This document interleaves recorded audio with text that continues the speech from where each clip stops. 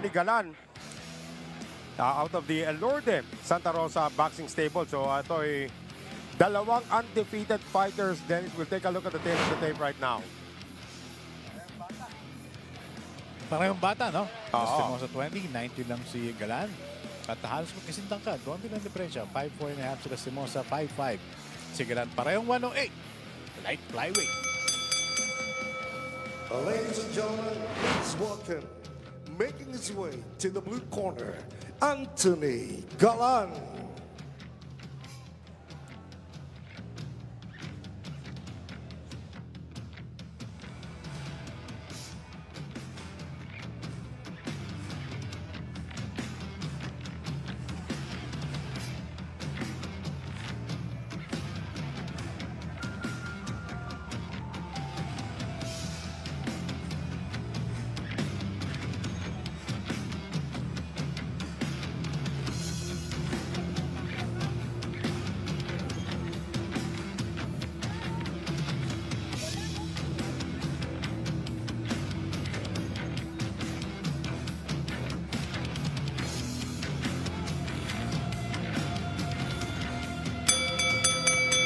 And making his way to the red corner, please welcome Junel Lastimosa.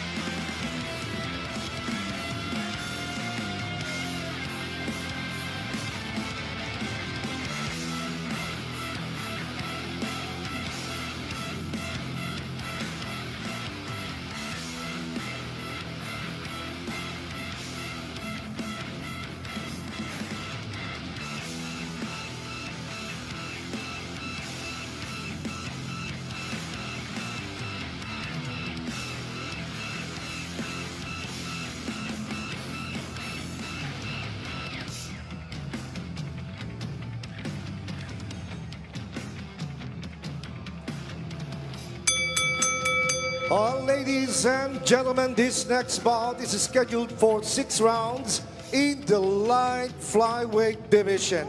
Presented to you by MP Promotions and Limitless in association with Elorde UKC, Knuckleheads, and Viva Promotions. Ladies and gentlemen, the 3 judges at ringside, Virgilio Garcia, Elmo Coloma, and Tony Comia. And when the bell rings, your referee in charge of the action, Don Arguelles. Ladies and gentlemen, presenting in the blue corner, wearing black with white, and weighing 108 pounds, with a professional records of 2 wins, 2 by knockout, no defeat, and 1 bout even. From Elorde Gym, St. Rita, Parañaque City, introducing Anthony Galan. And his opponent across the ring, fighting out of the red corner, wearing black and weighing 108 pounds, with a professional records of 3 wins, 2 wins coming by way of knockout, no defeat, and 1 bout even. From Glenford Boxing Gym of Taguig City, ladies and gentlemen, Junel Lastimosa. Your referee for instructions. Trainer. Okay guys, 6 rounds ng paglalabanan. Alam niyo na ang rules natin. No headbutt, no hitting below the belt, wala sa batok. And trainers, sandali, hindi pa ako tapos. Kung ano ang nakita ko sa decision ko, kung makikita kong hindi kaya ng boxers ninyo, ititigil ko kahit lamang pa kayo. Yung safety ng boxers ang kailangan natin. Paliwanag? Okay, touch gloves. Yan ang tinatawag na ring generalship. Referee Don Arguelles, aalis na yung mga fighters matapos magyakapan. Ay, hindi pa ako tapos. Ano, hindi pa ako tapos. Yeah. He's in control. Yeah. Pag nakasama niyo po si Don Arguelles, naku, dami pong kwento niyan sa larangan ng boxing sa Pilipinas. Both fighters in black, pero the southpaw is Lastimosa. So, Jonel Lastimosa with the white gloves. 3 wins, no losses, 1 draw, but 2 wins coming by way of knockout. At kayang kalaban naman si Anthony Galan out of the Elorde Santa Rosa or Santa Rita boxing stable in Sucat, Parañaque. 2 wins, no losses, 1 draw, but both wins coming by way of knockout, Dennis. Naghahanap ka na knockout, ha? Buong dito, pwede mangyari dahil mataas ang knockout percentages ng itong dalawang boxers. And you mentioned about yung kanilang mga stables, ano? Pero actually, magkababayan itong dalawang ito. Parehong taga Misamis Oriental, no? Taga Osamis City, itong si Jonel Lastimosa. Libertad naman, itong si Anthony Galan. Yeah. Naalala ko tuloy, Miss Or itong si Lastimosa. Kagende Oro si Coach. Yes. Diba? Alam ko, basta kamag-anak, Lastimosa nandun baka nga hindi nagkakalayo, no? Ito, kapaan muna itong dalawa. Again, kaliwete po itong si Jonel Lastimosa. Pero hindi naman nanununtok si Coach, ano? Hindi ko pa nararanasan. Ewan ko. Nasuntok na. Bigyan. Nabigyan ba? Pero yun na nga, again, referee Arguelles now warning. Dapat hindi pwede mga patampal na suntok. Kailangan talaga medyo diinan mo naman, bata. Oo. Saka 6 rounds lang ito, ha? Medyo nagsusukatan. Siguro, habang pinag-aaralan at nasilip yung kanilang mga record, sabi nila, Pareho knockout artist. ko, may lakas, Hoy, nakapasok agad doon si Lastimosa. Oo, at may narinig agad tayong snap dun sa suntok ni Lastimosa. Pareho po sila ng 66.5 inch ang reach. So that is negated. Again, just southpaw versus orthodox, which is always entertaining. Ito sa loob na nagbibigayan yung dalawa. Referee Arguelles will be very busy in this fight. Magyakapan kayo. Okay, magsuntukan na ulit kayo. Kanina pa yan parang gusto niyang ayusin nyo naman, mga bata. Again, mga bata, you mentioned 20 years old itong si Lastimosa and 19 years old naman itong si Galan. Pero nakita mo, yung dalawang batang ito, no? Masasabi mo na wala silang intensyon na itago or panatilihin yung kanilang unblemished record. So, kapwa unbeaten, ano? At parehong KO artist nga. Yes. Isip mo si Galan. Yung dalawa niyang panalo, parehong knockout. Coming off a win in the 6th round. It was actually majority draw yung kanyang huling laban. His first draw, just last July, kalaban niya doon. Etong si Angelo Reyes. Parang parehong kampo, parehong boxers. Gustong masubukan agad. Well, by virtue of that one hit by Lastimosa, siya yung lamang dito. I'm not sure kung nakahabol ito si Galan. But that round, by virtue of just one connection, mapupunta rito kay Jonel Lastimosa. Again, 10-point mass system po tayo yung mga sinasabi ni referee Arguelles. Huwag naman yung pahampas na suntok. There, yan yung puro kanina. Again, Jonel Lastimosa. Napagit mo nga, taga Osamis City. Alias niya, Pacman. Ba? Parang parang alam mo na kung sino iniidolo, kaliwete pa. Oo. Taga doon din sa Mindanao. Mindanao din, Mindanaoan din. Si Lastimosa. Hindi malayo ang, medyo malayo rin naman sa amin sa Osamis City sa Jensan. Pwede mo rin tawagin naman, Jolas itong si Jonel Lastimosa Tama. May age lang. May age. Jolas. Si Anthony Galan, wala pang moniker, pero tignan natin kung magkakaroon siya at the end of this bout. As we enter the 2nd round, ayan, nagsukatan na sila. Ngayon, pwede na bang mga buntalan? Maingat maingat itong dalawa sa isa't isa. Nais ko lang batiin pa lang aking asawa nanonood, si Rosalie Rara Carion. Zarate, of course. Nag-asawa na pala siya. Hindi na pala siya Carion. Kilala ka pa ba nun? Yes. Kung saan ka nagpupunta. Marami naman pasalubong yun. Ayun naman. Pag-uwi. Eto, nagyakapan na naman. Eto na naman si Referee Arguelles. Maghiwalay nga kayong dalawa.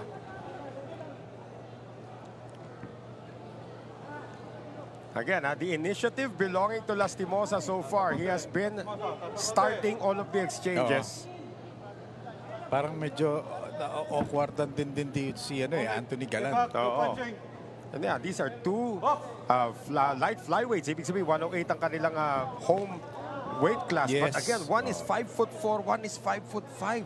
Ang lalaki nila for their weight division. Kaya Usually, naglalakihan mga boxers Oo, niya. iisip Napansin ko natin, yan. usually mga ganyan, 5'4", 5'5", pag featherweight, at least bantamweight man lang. Yeah. Pero flyweight pababa. Ang lalaki nitong mga to. Well, again, hindi tatagal yan. Aakyat na rin yan sa bantamweight division. Maybe following the footsteps of somebody by the name of Nonito Donaire. Pwede.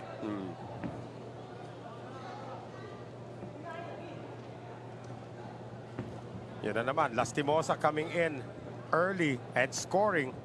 Holding. Stop. No punching. Step Hindi up. natin masasabi counter-punch yan si Galan eh. Wala dahil nangyayari, although hinahayaan niyang unang sumuntok si Lastimosa, ang problema, hinahayaan niya lang. Oo. Tapos iiwas lang siya. Dapat tayo nakikita kompensa rito. But again, you know, some of these people magpapasuntok muna tas one punch, abang alam. May mga ibang fighters dyan. Dennis, you know this, one punch knockout artist yung mga iba dyan. Yes. Tinitignan ko rin yung record, no? Yung mga kalaban nitong si Galan. Kung may nakakalaban na bang kaliwete, so far rin, deklarado lang yung isang fighter, no? But yung dalawa, wala nakalagay. So baka kasi ngayon lang nakalaban ng kaliwete itong si Galan, kaya medyo tight yung galaw. Pero alam din naman ng stable niyan. O, kaliwete yung bibigyan na ka namin sparring partner na kaliwete para masanay ka. At saka napansin ko kay Galan, medyo nakaplanta yung paa. Parang ang gusto nito sa bayan.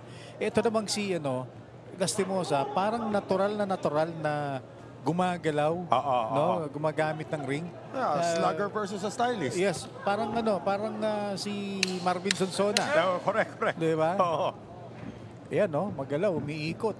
Hold it. Stop. Oo, teka muna. Masyado kayo nagmamahalan dyan, sabi ni Referee Don Arguelles. Paghihiwalay ng dalawa. And again, nakita natin, etong si Galan, may masamang intensyon doon sa kaliwang kamay. Nagmintis lang. Oo. But that round can still go the way of Jonel Lastimosa on pure activity alone. Because nga naghihintay lang ng one opening itong si Galan para pakawalan yung kaliwa eh. No, medyo matipid itong si Galan. 6 rounds lang ito. Nakakadalawa na, 4 na rounds. Kaya siya napupuruhan eh. Yun nga eh. Parang nakakakuha na ng timing si Lastimosa after 2 rounds, after 6 minutes of action. No, kaya yan, nakikita mo, minomonstro nung kanyang trainer, one of them, si Jun Arlos, a veteran na yes. campaigner. Siguro, Galan, medyo maging galante ka man sa bitaw ng suntok. Matipid niya eh. Matipid yung mga suntok niya. Pero yun na nga, alam naman natin, one punch. There are some fighters who are just one punch away from the KO. At tignan natin yung record ng Galan, di ba? 2 wins, both wins by way of knockout. Yung Lastimosa parang hindi na nare-respeto eh. Sugod na kaagad eh. Yes. Yan na naman. Oy. Natagilid that time. Ayun. Ito si Galan.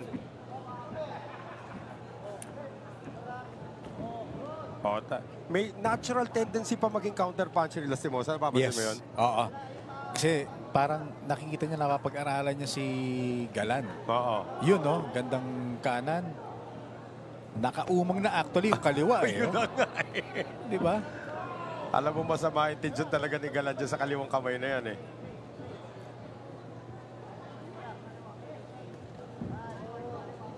Maganda na yung momentum dito ni Lastimosa. Yeah. All he needs to do is to maintain this. Tsaka, very confident na sa kanyang galaw eh. Parang nakikita niya, walang pagbabago. Medyo medyo nasingitan pa. Tight ang dating ni Galan. Galan, nasingitan ng isang kaliwa. Galing dito kay Lastimosa. Huwag lang magkumpiyansa si Lastimosa. Kasi parang, alam mo, sana feel ko, may tendency mag-showboat itong si Lastimosa eh. Alam mo, pagka mga ganyan, alam mo na may kulay sa buhok. Sino nga ba yung ganyan na boksingero na diba? The Drunken Master ang pangalan nun? Mga ganun style, ano? Oo. Again, itong si... Oy! Oy! Galan, natamaan si Galan. No follow, but napaluhod na. Oy, That's gonna be a slip. knockdown Pinababa daw, according to referee Don Arguelles. Sabagay, may nakita rin akong tulak. Although may nakita akong bitaw sa katawan, ha? So no knockdown that time, just a slip ruled by our referee. Mahaba pa ito. We have over a minute remaining dito sa ating third round. Still no progress being made here by Anthony Galan. Oo, pwede. Parang mukhang 3 rounds na makukuha rito ni Lastimosa sa nakikita natin. The ratings are going. Again, Lastimosa also a knockout artist. 3 wins, 2 wins coming by way of knockout. Pero yung style niya parang ano muna niya eh. Tinatadtad muna yung kalaban, sa kanya bibigyan na isang malakas eh. Oo, inuunti-unti. Oo. Baga sa ano yung pinikpikan? Yung manok. Malungkot naman ang kwento ng pinikpikan. Killing me softly. Final 20 seconds of the third. Bilib din ako rito kay, kay Lastimosa. Kahit alam niya nga dominated na yung laban. So far at this point, maingat pa rin. Ang gandang kaliwa. Ang ganda. Alam mo, ma-develop lang Lastimosa yung pagiging counter-puncher niya. It could be an effective all-around fighter. Yes, agree. Another round unofficially going to the way of Jonel Lastimosa of the Glenford Boxing Gym, Lower Bikutan, Taguig City. Yan, yun na nga, originally from Osamis. Calls himself the Pac-Man. At ito na nga, puro pak ang ginagawa niya. Dapat gawin lang niya, Pac-Man na lang. Ayan, ayan, atras yung kalaban. Yung tukod na, na tinawag dito. Yes. So, good call by referee Don Arguelles. But prior to that, pababa na eh. Kung hindi lang natukod, knockdown yun eh. Pwede rin, Kasi nga, tinamaan din eh. Tsaka although yung bitaw sa katawan, nakaluhod na rin. So again, this is scheduled for 6 rounds. And of course, maya-maya, titignan naman natin yung ating sunod na laban. We are going to feature ito namang si next up, ito nga si AJ Pasiones. Kakalabanin naman niya ito si Geraldine Oclarit. That will be in the flyweight division right after this match. Basang-basa na yung salawal nito si Anthony Galan. Yan ang mahirap din dyan kasi kung basang-basa yung salawal mo, tumutulo yan, mamaya madulas na yung buong ring. Alam mo, yan ang isang... ganda. Gandang kanan from Lastimosa. Lastimosa now mixing it up. And Galan doing his best, pero talagang nauunahan siya eh. Mas nagiging agresibo na ngayon si Galan dito. Kaso, wala pa rin patama. And lumalabas kay pagiging natural counter-puncher nito si Lastimosa, although the corner saying you have to be the first to initiate. Pero pag siya naman ang nabigyan, ang ganda ng counter niya. Parang nahahasa si Lastimosa sa pag-develop ng counter-punching niya sa laban na to. That's something that the corner may want to develop dito. Alam naman natin, the power of the counter-puncher. We saw it in Eric Morales. We saw it in Juan Manuel Marquez. Hindi pwedeng one-trick pony lang talaga eh. Wala. Kailangan sa mga panahon yun, all-around ka na. Yes. Mailap pa. You cannot hit what you cannot catch. Ayan, lumalabas na yung jab dito ni Galan. Teka muna. Medyo may dulas to. Sinasabi natin. Yung sa lawal niya kasi, sa pagaling blue corner. Alam mo, Pilipino na lang ang naliligo sa ring. Sa corner. Tama. Hindi natin matanggal yan sa atin. Dati-rati nga, maraming gumagawa. Nilalagyan ng... tuwalya. Hindi, sa ilalim ng planggana. Di ba? Tama. Pero natuto na yung karamihan ng mga bansa. Mukhang tayo kasi hindi natin maligo. Mas lalo na pag ganyan. Akala mo, mape-press-con ka, mabigyan ka. Di naman totoo yun. Less than a minute remaining dito sa ating fourth round. Lastimosa still in control. Yan ang ganda ng counter niya eh. Naturally. Raw. Pero madedevelop. Natamaan siya that time. Letong si Galan. And Lastimosa wanting to clinch. Galan ayaw pumayag.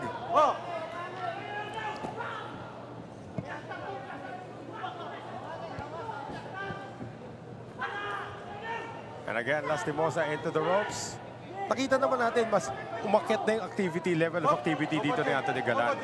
Yung activity, yung galaw, meron. Oo. Pero yung pinaka-importante, yung patama, yun ang wala. No? Tignan natin, baka sa 5th round, ano? Baka meron na.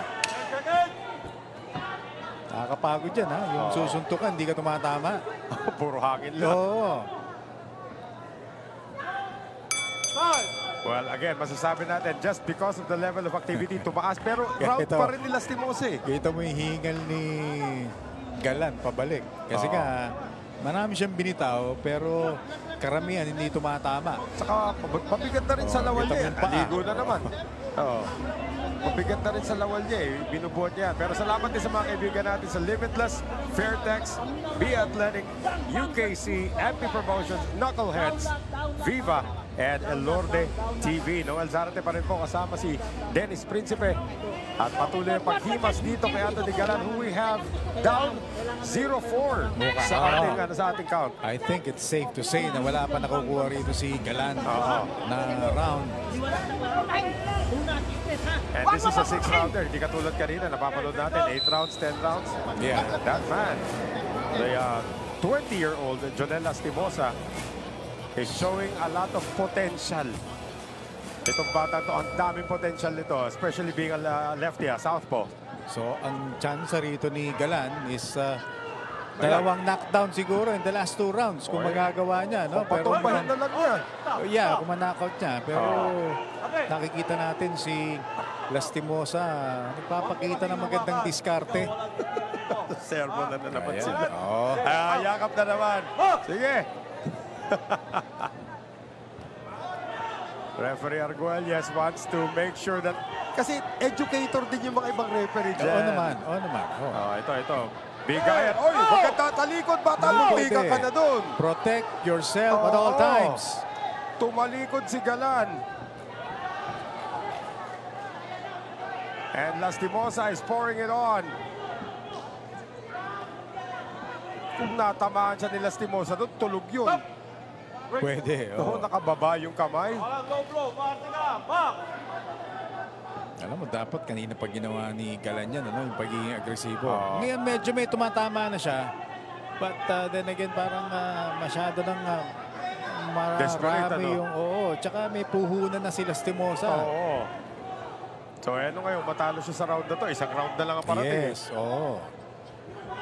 Actually, kung accurate tayo sa mga judges, 4 rounds kanya, kahit na yung dalawa, ibigay niya kay Galan, tama. panalo pa rin siya. Mahirap nga lang yun. Baka mamaya matabaan naman siya ng puro. Alam naman natin. Oo. Galan, 2 wins, 2 KOs. Kaya the activity has up for sure para kay Anthony Galan. Maybe can steal this round. May chance, may chance. So far, wala pa ako nakikitang major na ginawa rito si Lastimosa. Oo, parang patakbo-takbo na si Lastimosa ngayon. Hoy, napuruhan pa doon sa ulo. Nabigyan na naman. Lastimosa better be careful. This is a knockout artist he's up against. Alam mo, Nagkakakumpiyansa pa. ito yung mga style ng mga matataninong boxer. Alam nila nakuha na yung 4 rounds. Dito, sige, medyo konting sakripisyo. Pahinga, inahayaan niya na mapagod yung kalaban. Bato ng bato. Problema, wala siya mapuruhan. Makikita mo, between the two, mas nga itong si Galan. Oo. At nasa Breathing biyan na heavily, rin siya. yes. Kasi takbo daw ng takbo. Pabor kay Lastimosa to. Oo. He's getting enough rest. Ano naman, Lastimosa refuses to engage. Huwag lang siya madidakan ng isang puntos, ha? Oo. Final seconds of the 5th.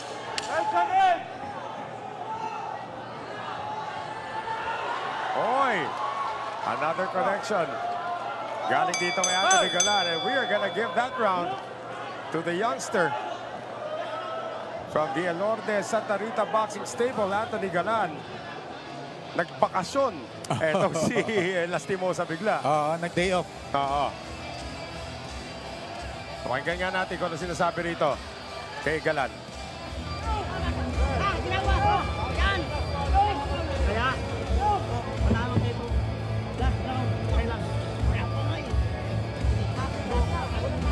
Wala na hangin na. Papanoorin na lang natin ang naging kaganapan dun sa ating round na yan, natalikod siya dun eh. I don't know why he stopped fighting, but then he came back strong. Parang humihingi ng low blow yung time na yun. Ano? Oo.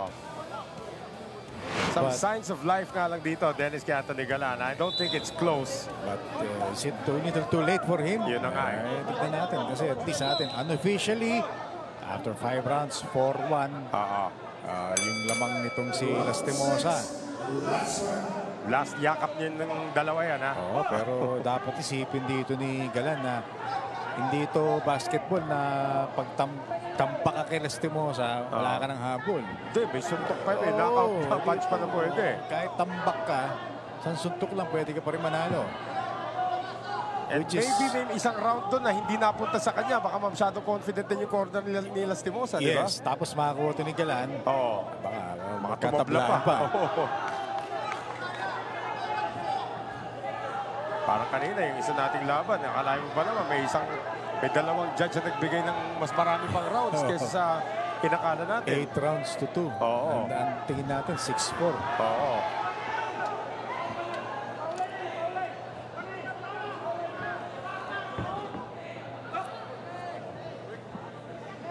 Again, it's also a matter of has Anthony Galan punched himself out in the 5th round? Mukhang ganado pa rin, no? Si Galan, kaya lang, depende nga kung nag-concur yung ating score sa judges. Yun na nga eh. And again, both fighters have yet to taste a defeat in their young professional careers. Lastimosa with the white gloves, 3 wins, no losses, 1 draw. Oh, natamaan pa to si Galan. And Galan, 2 wins, no losses, 1 draw. Halfway mark has been breached dito sa ating final round.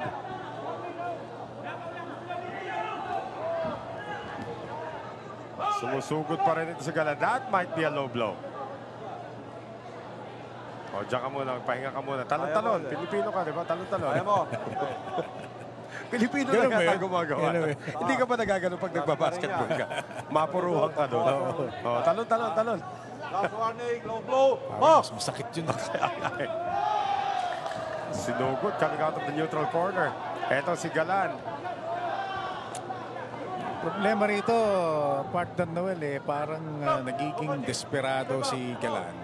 So again, sa mga mata ng mga judges, parang sinasabi mo na, sige, alam kong medyo talo ko rito, nag-ahabol ako. Bahala na, si Batman. Eh, bahala na. Baka doon pa siya matamaan sa mukha habang sumusugod siya. Grazing blow coming from Galan. Pagod na rin pareho, tingin ko eh. Oo. Pagod na rin pareho kasi kung may power pa to, kung may laman pa yung tangke ni Lastimosa, around this time, makaka-counter siya. Sabi nga natin, nung first 3 rounds, nagde-develop yung counter-punching ni Lastimosa. But dito, parang he just wants to survive at baka masungkit pa siya ni Galan. Si Galan pa yata lamang sa round na ito eh. Oo. Kaya nagyakapan na naman sila. Nag-picnic na naman silang dalawa.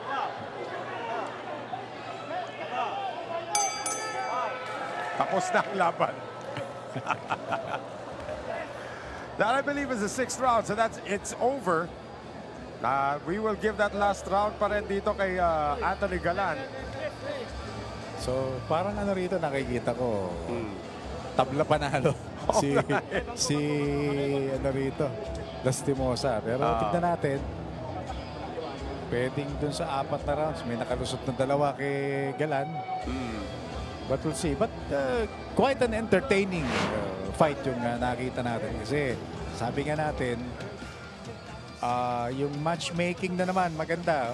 Walang clinching, may takbuhan pero nagkakaabutan din. Hindi yung iba na pag nakikita mo, very defensive yung isang fighter. Wala nang tama nakikita. Naiinis na yung mga tao, nagbubu. Ano ba yan? Joshua Clottey ba ang pangalan nun? No, yung mga ganon, di ba? Yung pag ano na, manununtok. Pag hindi tumapay, yayakap na lang. Yun, mga ganon. Pero ito nga, itong dalawa, there's a potential, especially dito kay Jonel Lastimosa, nakita natin. Bigla ako nung nakita ko may natural counter-punching skills. bigla ako na-excite para sa kanya because if he's able to develop that and become an all-around fighter, this guy could actually make waves in the international scene. I think yung kulang sa kanya, yung medyo yung killer instinct. Yes. Yung pandulo. Oo. Especially sa 6th round fight, ano? Dapat ito, mga bandang 5th, 6th round. Oo. Meron ka na Pero ano okay lang magpahinga ka ng 5th round. Yes. Pero 6th round, buhusan mo na. Yes. So again, we are just waiting for Boy Villanera to make the official decision. Ladies and gentlemen, after 6 rounds of boxing, we go to the scorecards. Berillo Garcia scores about 58-56 for Lastimosa. Elmo Coloma scores about 57-57. Antonio Comia finds it 57-57, a majority draw. So, for the second time in their careers, draw na naman. Well, at least unbeaten pa rin, pareho. We actually scored it 58-56 in favor of Lastimosa. But again, what a strange way to start your career. Wala kayong talo, ganito na kalawak, magdo-double digits na kayo, pero ang dami yung draw. Well, At least ano pa rin, 0 pa rin yung talo. Yun right. So, second draw in the career for Jonel Lastimosa. Second draw in the career of Anthony